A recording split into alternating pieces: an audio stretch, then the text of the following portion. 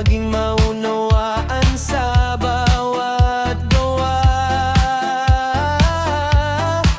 Hindi nagmamataas, hindi nagagalit ang iyong kahinahunan sa aking puso'y ukit.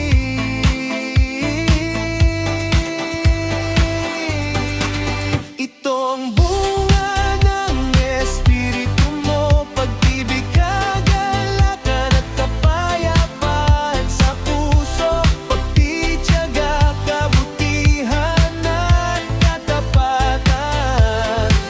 Ngunit higit sa lahat, turuan mo akong magkaroon ng kahinahunan, O Diyos, kahinahunan.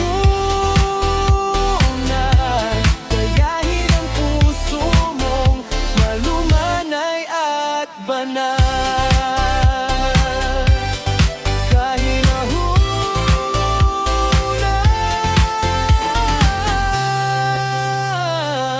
Sa iyong banal na Espiritu,